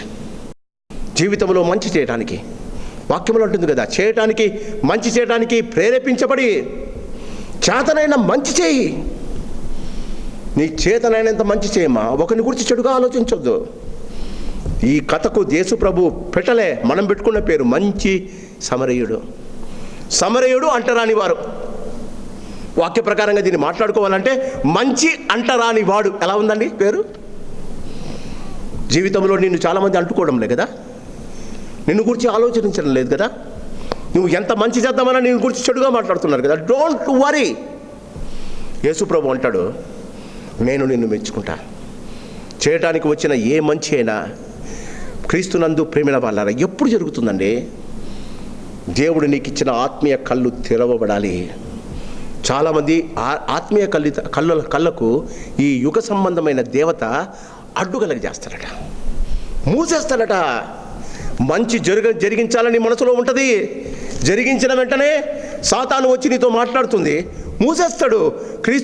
క్రీస్తునందు ప్రేమిన వాళ్ళరా, మనమందరం మంచోళ్ళమే అండి, చెడ్డోళ్ళమని నేనెందుకంట? మనందరం మంచోళ్ళమే. కానీ కొంతమంది కళ్ళు ఇంకా తెరవబడలే. ఎవరి లాంటి కళ్ళు? లేవీ లాంటి కళ్ళు కొంతమందికి ఉన్నాయి, ఈ యాజకులు లాంటి కళ్ళు కొంతమందికి ఉన్నాయి, సమరయ లాంటి కళ్ళు కొంతమందికే ఉన్నాయి. నీ ప్రయాణం ఎలా ఉందమ్మా? నువ్వు కళ్ళు తెరుస్తున్నావా? తిననైన మార్గంలో పోతున్నావా? భయంకరమైన తిననైన మార్గంలో ఒక పని చేయాలని వెళ్తున్నాడు యవనస్తుడైన సౌలు. దేవుడు కనిపించాడు, కళ్ళు పోయాయి. క్రీస్తునందు ప్రేమిన వాళ్ళ జాగ్రత్త. ఏదన్నా జరగని కాక పౌలులా దేవుని పరిచర్య చేసిన వారు ఎవరు లేరమ్మా. క్రీస్తునందు ప్రేమిన వాళ్ళరా మన కళ్ళు తెరవబడాలి. మన చుట్టూ ఉన్న కరోనాలో ఎంతోమంది చచ్చిపోతున్నారు. మనం వారికి చెప్పాలి, డోంట్ వరీ, మేము ప్రార్థన చేస్తున్నాం, దేవుడు మాకు రప్పాడు, మీకు కూడా రప్పాడు. ఒకసారి ఒక టైమ్ రిపోర్టర్ మరి బెంగాల్లో ఉన్న మదర్ తెరిసా ఆమె ఆశ్రమానికి వెళ్ళారట. వెళ్ళే సమయానికి ఆమె ఎక్కడుంది అని అడుగుతుంటే ఒక రూమ్లో ఉందని చెప్పారట. ఆమె రూమ్ ఖాళీగా ఉంది. ఆమె దగ్గరికి వెళ్ళి ఆమెను పోయి మాట్లాడదామని చెప్పి ఆ ప్రెస్ రిపోర్టర్ ఇంకొకరిని తీసుకొని వెళ్తున్నాడు. ఇంకా వెళ్ళకముందే కంపు కొడుతుందంట ఆ రూము. ఇక్కడెందుకు ఉంటుంది ఆమె అని చెప్పి వాడు పక్కనకి వెళ్తుంటే ఆమెతో పాటు సహాయం చేయడానికి వచ్చిన నన్ను ఒక ఆమె అంటుందట, ఆ రూమ్లోనే ఉందండి అమ్మగారు. మదర్ తెరిసా ఒకడు ఒక బిచ్చగాడు భయంకరమైన కురుపులతో ఉన్నాడట. వాడు చావడానికి సిద్ధమవుతున్నాడట. వాడు కళ్ళు మూసుకొని ఉన్నాడట. వాడిని తన తొడ మీద పండబెట్టుకొని ఆమె safe in the arms of Jesus, యేసుని చేతులందు పాట పాడుకుంటూ వాడి తలను నిమురుతూ ఉందట. వాడు అంత బాధలో కూడా ఆ పాటను వినుకుంటూ వాడు ఎప్పుడు చనిపోయాడు. ఆ ప్రెస్ రిపోర్టర్ వచ్చి ఆమెను అడుగుతారంట, అమ్మా ఇంత కంపు కొడుతుంది, నీకు ఇంత పెద్ద పని ఉంది, నీకు నోబెల్ ప్రైజ్ ఇచ్చారు, వేరే వాళ్ళతో చెప్పిండొచ్చు కదమ్మా, ఆమె అంటుందంట, నీ కళ్ళతో వీడిని చూస్తున్నావు, నాకు యేసు ఇచ్చిన కళ్ళతో ఒక్కసారి వీడిని చూడు. వాని కంపు నాకు దగ్గర రావడంలే, వాని పరిస్థితి నాకు అగోచరంగా ఉంది, కానీ ప్రభు దగ్గరికి వెళ్తున్న ఆత్మ నాకు కనిపిస్తుంది. ఎప్పుడైనా ఈ ఫీలింగ్ నీకు వచ్చిందా? We are people of pride. దేవుని బిడ్డలం, దేవుని ప్రేమలో ఉంది. నీ కన్నులు ఇంకా తెరవబడలేదేమో చూడు. కన్నులు తెరవబడితే అప్పటిదాకా హింసించేవారు, అప్పటిదాకా నిందిస్తున్నవారు, అప్పటిదాకా భయంకరంగా చంపడానికి సిద్ధమవుతున్న సౌలు కళ్ళు తెరవబడగానే వారితో కలిసి ఎవరిని చంపుదామనుకున్నారో వారిని ప్రేమించి సహోదరులుగా దగ్గర తీసుకొని వారితో పాటు ప్రభువును ప్రచురించాడట. సమరేని కన్నులు తెరిచాడు దేవుడు. ఈ ఉదయకాలం గమనిద్దాం. నీ కళ్ళు తెరవబడ్డాయా? ప్రేమిస్తున్న కళ్ళు, ద్వేషించే కళ్ళు మూయబడాలి, కోపించుకునే కళ్ళు మూయబడాలి, ఈర్ష్యగలిగిన కళ్ళు మూయబడాలి, ఒకరిని దూషించే కళ్ళు మూయబడాలి, ప్రేమించే కళ్ళు తెరవబడాలి, కరుణ కలిగిన కళ్ళు తెరవబడాలి, స్నేహము చేసిన కళ్ళు తెరవబడాలి. ఈ ఉదయకాలం యేసు ప్రభు నీతో నాతో మాట్లాడుతున్న మాట, మన కళ్ళు తెరవబడాలి. క్రీస్తునందు ప్రియమైన వాళ్ళరా, బాగా గమనించండి. మొదటిది, అతడు జాలిపడి దగ్గరికి పోయి నూనెయు ద్రాక్షారసమును పోసి గాయములను కట్టాడు. ఇతడు కూడా ప్రయాణంలో ఉన్నాడు. ఆ దినాలలో ప్రయాణం చేసేటప్పుడు ఒక కిట్టు తీసుకొని వెళ్తారు. అందులో ఏదైనా దెబ్బ తగిలితే పట్టించుకునే దానికి నూనె, ఏదైనా భయంకరమైన పరిస్థితుల్లో ఏమైనా ఆయన డీహైడ్రేట్ అయిపోతే వాళ్ళు నడుచుకుంటూ వెళ్ళేవారు. డీహైడ్రేట్ అయిపోతామేమో అని నీళ్ళ కన్నా ఎక్కువ ద్రాక్షారసం తిత్తిలో తీసుకొని వెళ్ళేవాళ్ళు. ద్రాక్షారసం తాగితేనే వాళ్ళకి కావలసిన శక్తి వస్తుంది. ఎన్ని గంటలు నడిచాడో! తన కోసము సిద్ధపరుచుకున్న నూనె, తన కొరకు పితుకుకొని చేసుకున్న ద్రాక్షారసం, చచ్చిపోదామని ఆ కొన ప్రాణంతో ఉన్న ఆ యొక్క దొంగల చేత కొట్టబడిన వానికి పోశాడంట, వాని నోట్లో పోశాడంట. ఎందుకమ్మా? కన్నులు తెరవబడిన వాని హృదయం కూడా తెరవబడుతుంది. నాది, ఇది నాకు కావాలి, ఇది నాకు మాత్రమే అన్న మాట వారి మనసులో నుండి దూరమైపోతుంది. సమరయుని హృదయము తెరవబడింది. అతన్ని చూచి జాలిపడి, కన్నులు తెరవబడిన కన్నులతో చూసిన వాని హృదయము తెరవబడుతుందమ్మా. యేసు ప్రభువుల వారు అద్భుత కార్యాలు ఎప్పుడు చేశారో తెలుసా? ఆయన వారిని చూసి వారిని జాలిపడి, నీ జీవితంలో కోపము, క్రోధము, మత్సరము, అల్లరి, దూషణ ఉన్నంత దాకా నీ కళ్ళు తెరవబడవమ్మా. నీ కళ్ళు తెరవబడవు, నీ హృదయము తెరవబడదు. ఆ రక్తపు మడుగులో ఉన్న దగ్గరికి వెళ్ళాడు.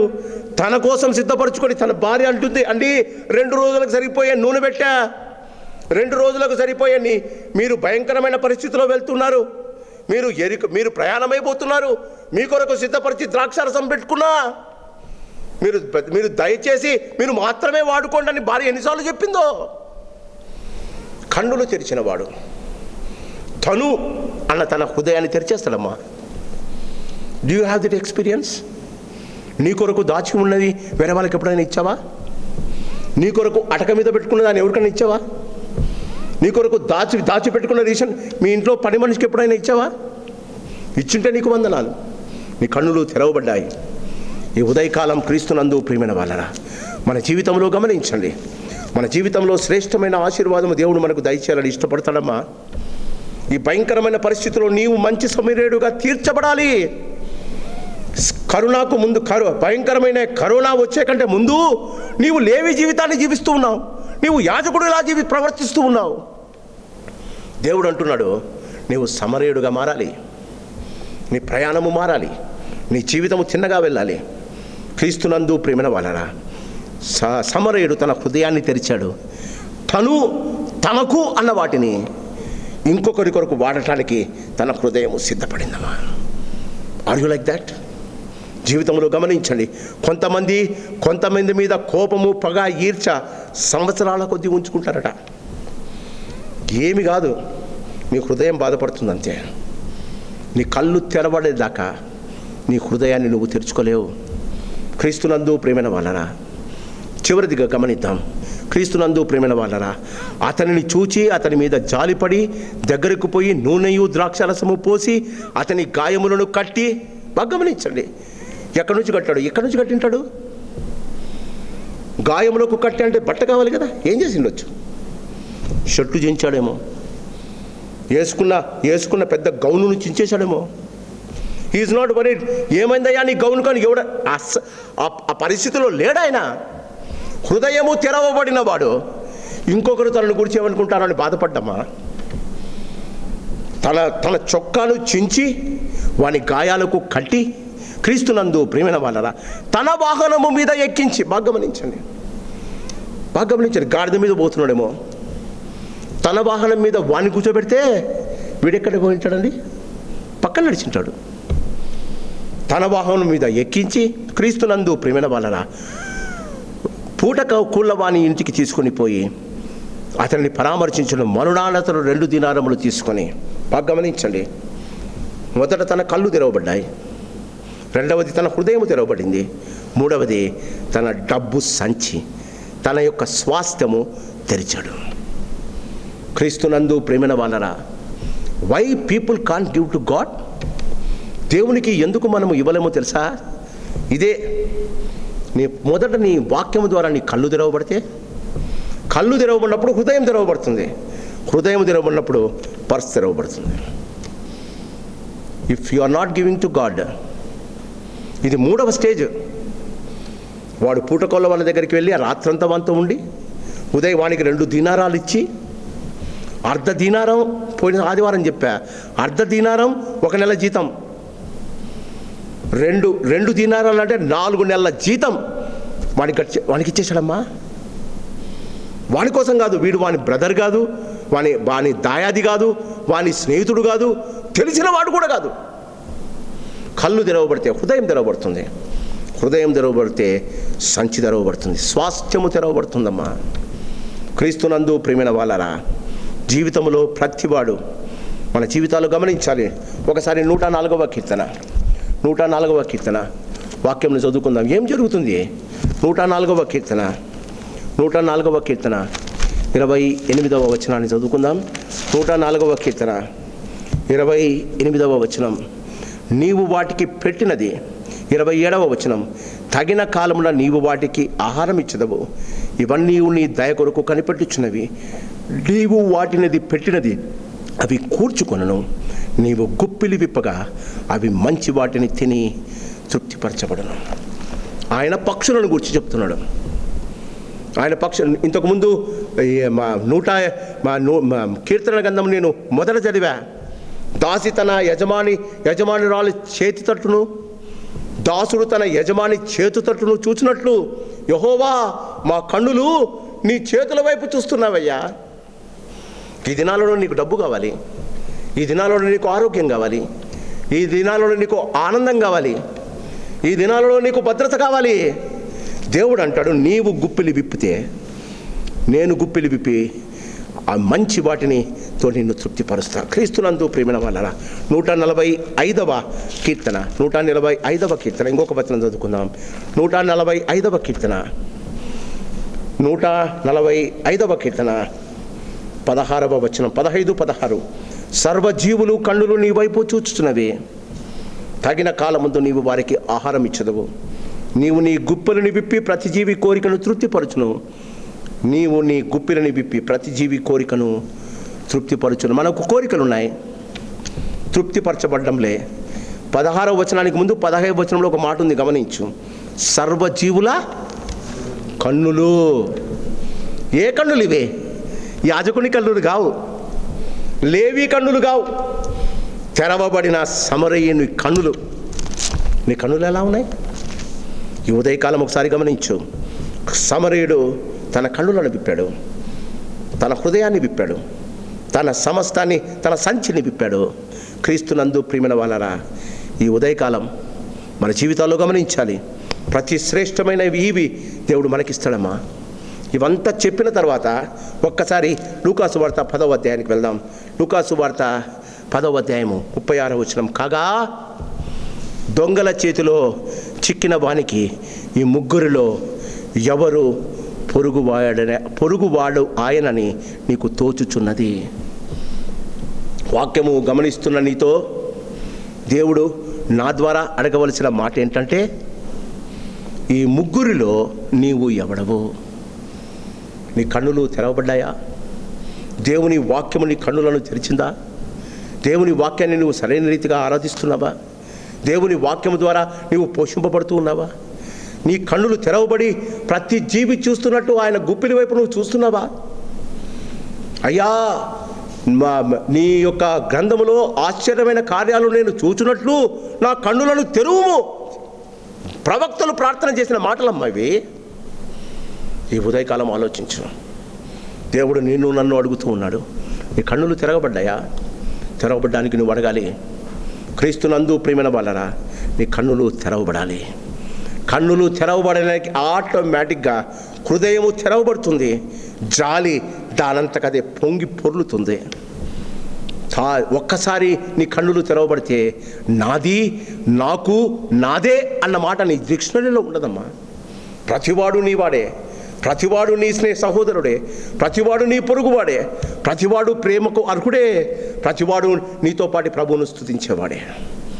ఎవని హృదయము తెరవబడుతుందో వాడు తన సంచిని విప్పుతాడట.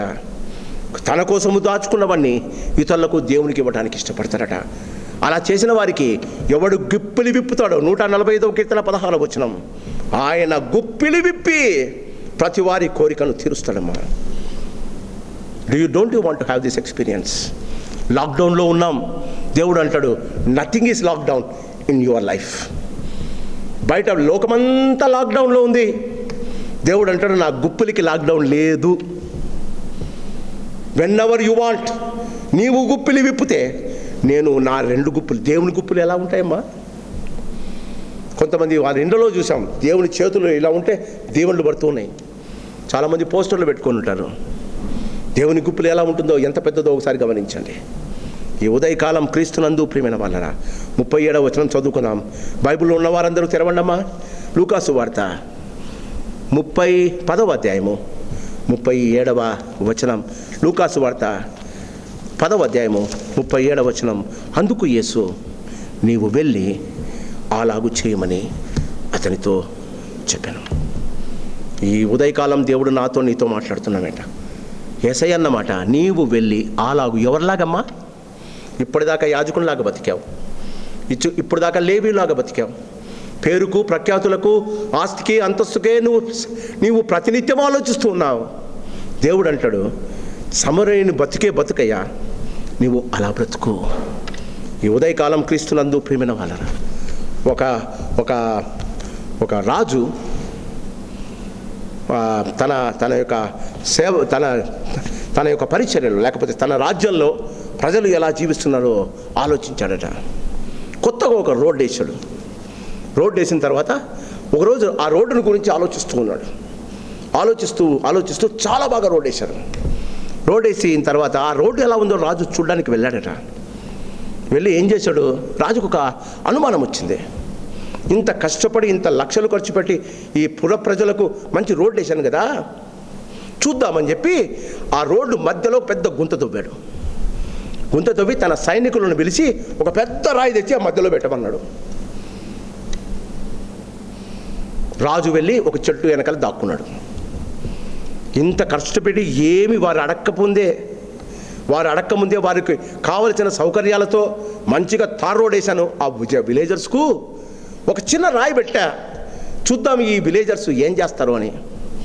రాజు ఆలోచించుకునే సమయానికే ఒక సైకిల్ మీద వస్తున్నాడట.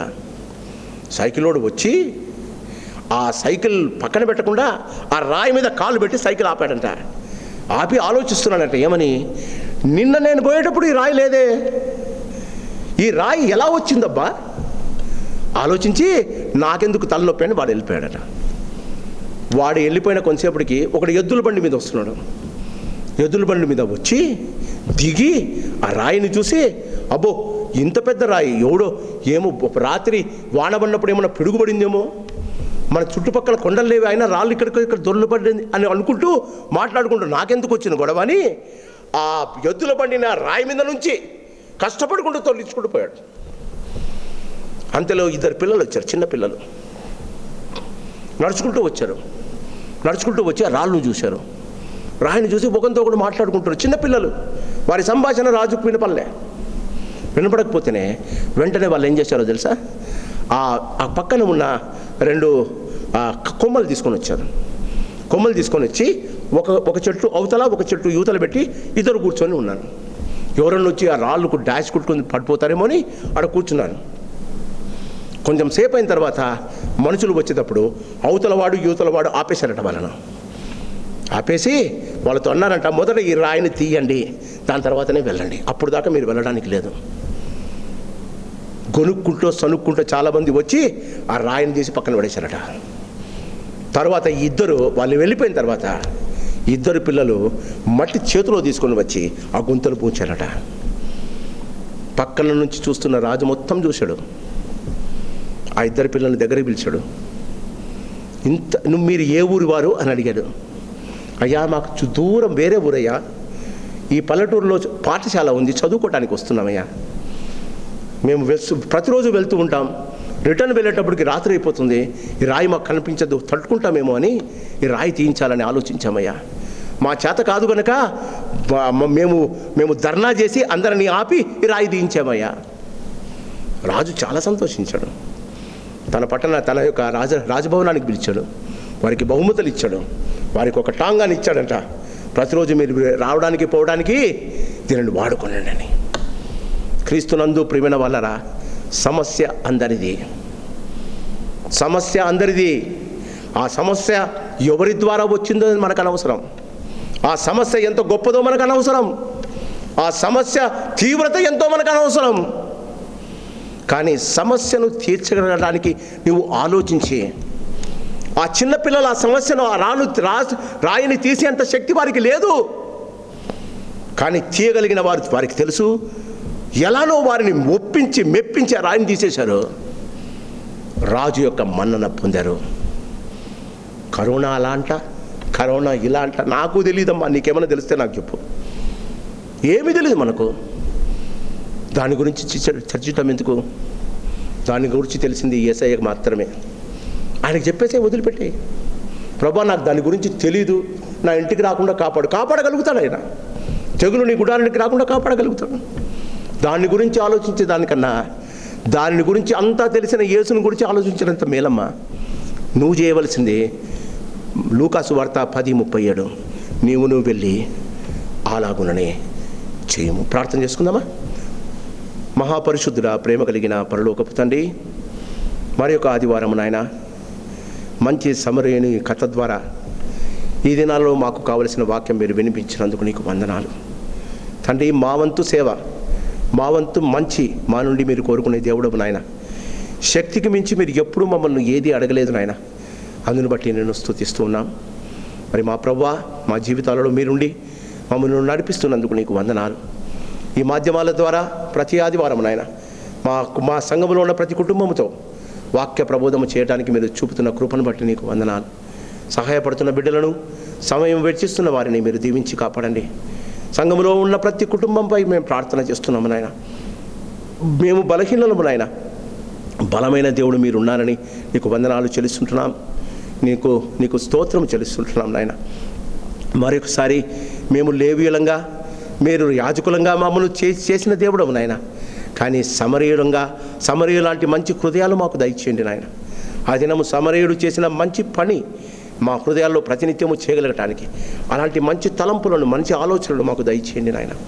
3 రకాల మనుషులు, 3 రకాల వ్యక్తిత్వాలు, 3 రకాల జీవిత ప్రయాణాలు మా జీవితాలలో సమరయుని వలె మేము జీవించగలగటానికి నీ సహాయము దయచేయండి. నీ వాక్యము ద్వారా మా కళ్ళను తెరవండి అయ్యా. కన్నులు తెరవబడిన వారి హృదయాలు మీరు తెరుస్తారయ్యా. హృదయము తెరవబడినవాడు తన కొరకు జీవించకుండా తన కొరకు ప్రాణము పెట్టిన నీ కొరకు జీవించగలుగుతాడయ్యా. అలాంటి కృప మాకందరికీ దయచేయమని మరొకసారి మీరు మా పట్ల చూపిన కృపను బట్టి నీకు వందనాలు. నీ చిత్తమైతే కరోనా వైరస్ కొరకు ప్రార్థన చేస్తున్నాం. ఆ త్వరలో దానిని దూరపరచండి నాయన. మాకు స్వేచ్ఛను స్వాతంత్రాన్ని దయచేయండి నాయన. తిరిగి మీ నీ యొక్క సంఘములో కుటుంబాల వారిగా మేము చేరి నీలో ఆనందించగలిగే కృపను మాకు దయచేయమని ఈ దినము మేము విన్న వాక్యము మా హృదయంలో పదిలము చేసి ఆ వాక్యము ద్వారా జీవించే కృపను మాకు దయచేయమని మరొకసారి మమ్మలను మా జీవితాలను ఆశీర్వదించి దీవించమని నా ప్రాణనాథుడైన యేసునామాన్ని అడిగి వేడుకుంటున్నా మా పరమ తండ్రి, ఆమేన్. క్రీస్తునందు ప్రేమైన వాళ్ళరా, ఆ దేవుని మహాకృపను బట్టి ప్రతి ఆదివారం మీ యొక్క ఇండ్లకు ఈ వాక్యాన్ని తీసుకురావడానికి ఆ దేవుడు చూపుతున్న కృపను బట్టి దేవునికి వందనాలు. ఇప్పటికే మరి పోయిన ఆదివారం అటుపోయిన ఆదివారం కూడా ప్రతివారు వారి యొక్క దశమ భాగాలు ప్రత్యేక కానుకలు పంపుతూ ఉన్నారు. కొంతమంది డైరెక్ట్గా డబ్బును సంఘంలో ఉన్న పెద్దలకు ఇస్తున్నారు. కొంతమంది మరి వారికి ఉన్న గూగుల్ పే కానీ నెఫ్ట్ కానీ మరి ఫోన్పే కానీ దాని ద్వారా సంఘానికి వారి దశమ భాగాలు పంపుతున్నారు. బాగా గమనించండి, దేవునికి చెల్లించండి. భయంకరమైన పరిస్థితులు ఉన్నాయి. ఏదో అంటే దశమ భాగాలు ఇవ్వలేని పరిస్థితుల్లో ఉన్నవారు దేవునికి స్వేచ్ఛార్పణలు ఇవ్వండి. దేవుడు మనలను మన కుటుంబాలను దీవిస్తాడు. ప్రత్యేకంగా ప్రతి ఆదివారం ఆ నెంబర్ని మీకు డిస్ప్లే చేస్తున్నాం. ఆ నెంబర్కి మీరు డైరెక్ట్గా పంపవచ్చు. దేవుడు మనలను మన జీవితాలను ఆశీర్వదించు కాక. దేవుని చిత్తమైతే ఈ వారంలో మరి మంగళవారం మరి బైబిల్ స్టడీ ఉంటుంది. దేవుని కృపను బట్టి ఆ దినం కూడా మీతో మాట్లాడడానికి దేవుడు కృప చూపును గాక. ప్రార్థన అవసరతలు చాలా ఉన్నాయి. మరి ఉదయకాలం వచ్చేటప్పుడు పల్లవి గారు ఫోన్ చేశారు, శ్రీహరి గారికి కొంచెం అనారోగ్యంగా ఉందని. మరి తిరిగి ఫోన్ చేశారు 10:30కు, బాగున్నారని. ఆయన బాగుపడతాడు. మీ అందరి ప్రార్థనలు ప్రకారంగా ఆయనకు ఉన్నాయి. దేవుడు అతన్ని దీవించి త్వరలో సంపూర్ణ ఆరోగ్యం దయచేయను గాక. పాస్టమ్ గారు కూడా దేవుని చిత్తం అయితే బాగున్నారు. 2వ కీమో కూడా అయిపోయింది. మరి దేవుని చిత్తం అయితే మే 5వ తారీఖున 5/6కు 3వ కీమో తీసుకోవాలి. మీ అందరికీ నేను చేసే ఒక ప్రార్థన మనవి, 3 కీమోస్తో ఆమె పరిస్థితి బాగుపడాలి. ఆమెన్. మీరందరూ ప్రార్థన చేయండి. త్వరలో ఆమె కోలుకొని తిరిగి సంఘ పరిచయలో మేము ఘనమైన సేవ జరిగించడానికి ఉత్తేజంతో ఆరోగ్యంతో సేవ చేయడానికి దేవుడు కృప చూపును గాక. కావలసిన వనరులను దేవుడు దయచేస్తున్నాడు. దేవుడు ప్రతి విషయంలో దేవుడు చూపుతున్న కృపను బట్టి దేవునికి వందనాలు. ఇంకా కొంతమంది అనారోగ్యంగా ఉన్నారు. పోచమ్మ గారు మరి బాగలేరని విన్నాం. మరి విడవబడిన కుటుంబాల కొరకు కూడా ప్రార్థన చేయండి. సంఘంలో మరి చాలామంది బీదలు ఉన్నారు. మరి రోజు వారి కూలీలు ఉన్నారు. మరి వారిని కూడా దేవుడు కనికరించి మంచి ఆరోగ్యాన్ని, కావలసిన వసతులను, కావలసిన వస్తువులను దేవుడు దయచేయడం కూడా దేవుడు కృప చూపును కాక. మరొకసారి మరి మా తండ్రి మా దేవుడు మనకు దయచేసిన కృపను బట్టి దేవునికి వందనాలు చెల్లిస్తూ ప్రభు ప్రార్థన ఆశీర్వాదంతో ఈ యొక్క ఆరాధనను ముగించుకుందాం. పరలోకమందున్న మా తండ్రి, నీ నామము పరిశుద్ధపరచబడును గాక. నీ రాజ్యము మాకు వచ్చుగాక. నీ చిత్తము పరలోకమందు నెరవేర్చున్నట్లు భూమి అందులో నెరవేరును గాక. మాకు కావలసిన ఆహారము నేడు మాకు దయచేయము. మా రుణస్తులు మేము క్షమించు ప్రకారం మా రుణమును క్షమించు. మమ్మ శోధనలోకి తేకాకి నుండి తప్పించు. ఎందుకంటే రాజ్యము, బలము, మహిమ నిరంతరము నీవే నావు తండ్రి. ఆమెన్. పరమ తండ్రి ప్రేమ, ప్రభు యేసు వారి కృప, పరిశుద్ధాత్మ దేవుని అన్యోన్య సహవాసం చేరిన మనకందరికీ, ఇంటిలో ఉండి వాక్యము విన్న ప్రతి వారికి, సంఘంలో ఉన్న ప్రతి కుటుంబానికి, కుటుంబంలో ఉన్న ప్రతి విశ్వాసికి, ఈ ఉదయకాలం ఆరాధనలో ఉన్న ప్రతి వారికి ఆయన కృపా కాపుదల భద్రత ఇప్పుడు ఎల్లప్పుడూ సదా తోడై ఉండును గాక. ఆమెన్. God bless you. త్వరలో కలుసుకుందాం. అప్పుడు దాకా దేవుని కృపా కాపుదల భద్రత మనలను, మన కుటుంబాలను, మన బిడ్డలను దీవించును గాక. ఆమెన్.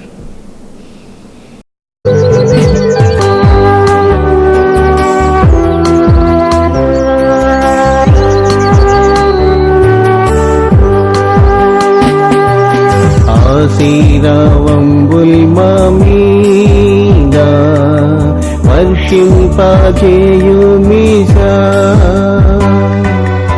ఆశతో నమ్మియున్నాము నీ సత్య వాగ్దత్తము. ఇమ్మాహినీదా కుమ్మరించుము దేవా, క్రమర ప్రేమ వర్షం కుమ్మరించు